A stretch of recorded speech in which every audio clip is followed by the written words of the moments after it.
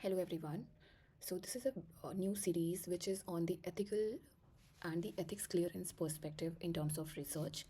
We will start from the scratch, covering the ethics related issues and concerns in research, whether it's our dissertation, whether it's our thesis, whether it's our research journal publications or journal related submissions.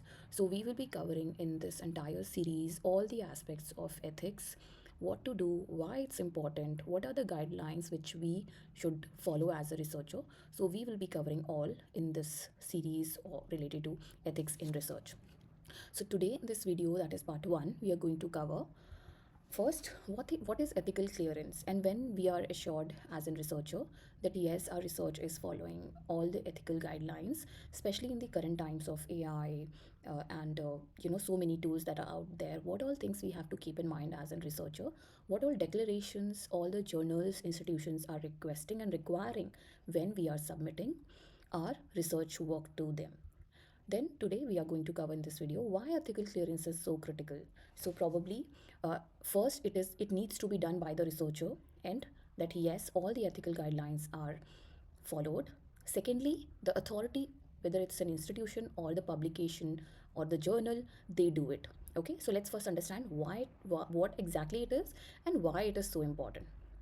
So, first of all, ethics in research refers to the moral principles and the standards that are out there, right? So, we have to conduct the research with a lot of responsibility and integrity as an individual as well.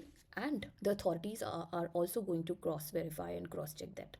So, at the individual level, let's create that sanctity, that responsibility, that integrity. And we should have that because nobody is watching us, but as a group of researchers, as a researchers, we should be responsible and we should follow all the guidelines which are available out there, which we are going to cover in this series very, very deeply. The next comes the ethical clearance, that is, it is a formal approval from a review committee to ensure that the research is complying all the ethical clearance standards that are available. So it is a formal approval. But I feel first as a researcher, we should check and follow all the guidelines that are available and then submit it to the review committee. And sometimes it happens that the review committee might ask you back on the declaration on some aspect which are not clear to them, but let's be very sure about this aspect that we have to, it is a formal approval from the second line of screening, that is the review committee, that whether the research is complying with the ethical clearance or not. The next comes the benefit, that why what is ethical clearance and why it's required, because it protects the rights and safety and well-being of the participants, researchers and other stakeholders. Because remember, research is not something which is done in isolation, right? There are a lot of stakeholders, process structures involved to protect each and every stakeholder and to assure the compliance of ethical clearance across the process. This ethical clearance is made, or we do, and it protects the right. For example, ethical clearance might be required when we are conducting interviews with any company executives about any internal decision making process, right? So we have to be very mindful how we are going to process this entire interview, how we are going to take the permissions wherever the permissions are required. So all these things needs to be checked. So in brief, this is ethical clearance, and these are the lines and the stakeholders involved in the process. Why ethical clearance is critical? First, it protects the participants, right? It ensures that the research subjects are not exposed to unnecessary physical, psychological, or social harms. So, whenever, for example, we are collecting a data from a participant, that participant should be very, very comfortable, right? And he or she should be willing to participate. This is a very, very important aspect, especially when the research involves the human participants. So, let's be very mindful of these. This point, researchers, so you should have a written permission, and you should take the written permission, and not only written permission, when you are conducting the interview, they should be willing, and they should not be under any pressure. Let's say, for example, if we are conducting a research, let's say for a specific age group kids, let's say from 8 years to 15 years, right? So not only we should have the permission from their parents and from the kids, but also in the process we should maintain and assure that they should not be exposed to any unnecessary pressure.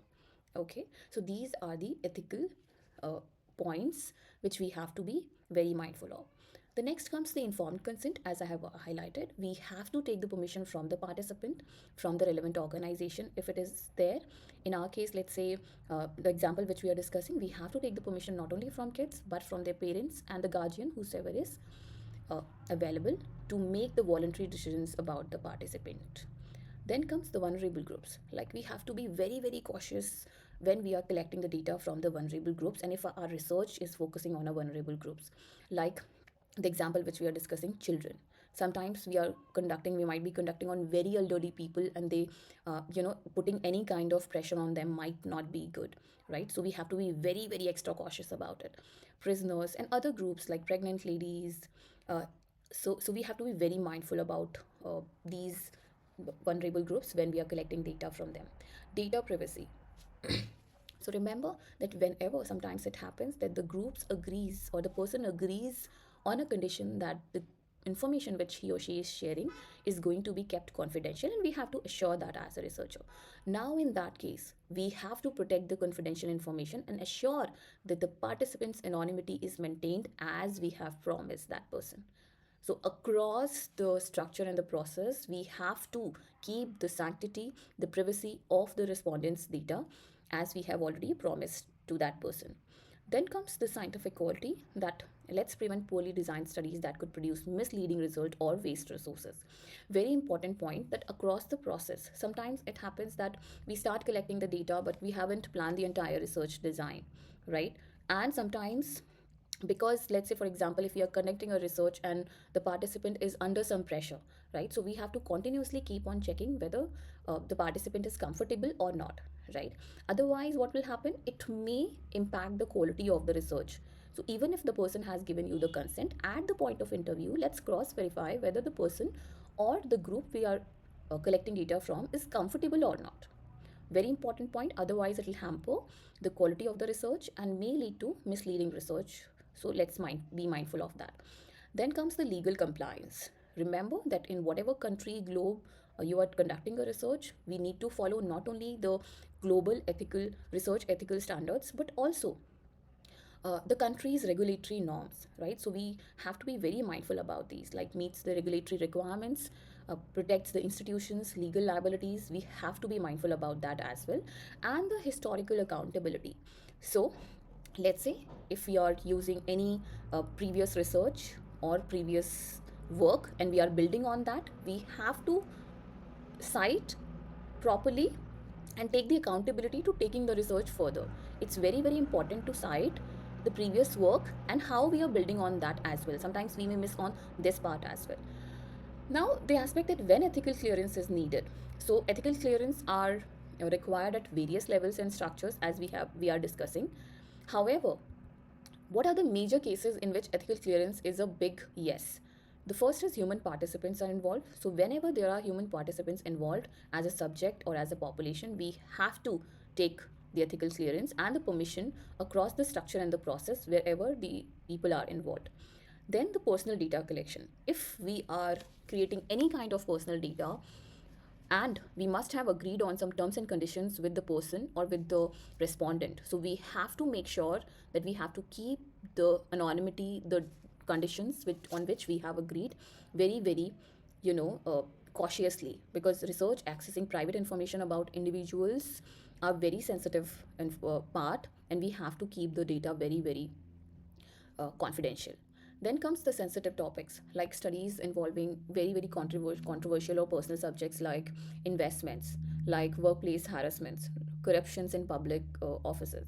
These are very sensitive topics, right? And if someone is sharing some information on that, that becomes a double responsibility, and that becomes a huge responsibility on the researcher's shoulder, that they have to keep it very, very confidential. So this is also very important condition and the case wherein the ethical clearance is strongly required and needed, and what all responsibility lies on the researcher's shoulders, and from the researcher's part they have to be very, very responsible about it. Then the observation studies, like research involving just watching and recording the people's behavior. So we should have the permission from the companies, from the corporations. Let me just give you an example. Let's say if you're conducting a research on how comfortable the consumers are when they are buying a specific product, or let's say if some new technology or some new dispensing machine has come in the banks. Okay, so the company might be watching secretly, the or the researcher might be watching the respondents or the users of that particular machine in the bank. Now we are conducting and we are observing them. So first of all, we have to inform the corporation or the company. Additionally, there we have to write, we may write and stick there that you are under observations or you are under the surveillance. Okay, so this way we have to take the necessary permissions from the companies, from the public offices, from wherever we are conducting our research, even if we are just observing them, but the ethical clearance is required. Vulnerable populations, we have already taken example, like small kids, like some elderly people, someone suffering a specific disease. All these are vulnerable populations and the issues become very, very sensitive. Last but not the least, the institutional data access. So if we are accessing any organizational records or databases, and there must be some conditions on which the company or the organization has agreed to provide you the data, we have to be very cautious to only focus on the data and not disclose any kind of information if the research is anonymously conducted. Let's say, for example, if you have asked a bank to provide you certain kind of data or the records from them, if the research is entirely on a banking industry, so we are not supposed to disclose the name of the bank, right? Because we are going to use the data on a anonymous conditions. So any kind of financial reports, any kind of budget records, if the research is not a case study on a particular bank or a particular organization, and if they have not given you the permission to use the name of their organization, we are not supposed to do that, right? So this is also one of the case where the strong ethical clearance is required, and the approvals are required across the structures and the process and the stakeholders involved in the entire process. So this is all about what exactly ethical clearance is and what are the critical points and the situations where we need ethical clearance in research. We are going to cover rest of the aspects about the ethics in our next part or the next video, that is part 2 of ethical clearance. Thank you so much.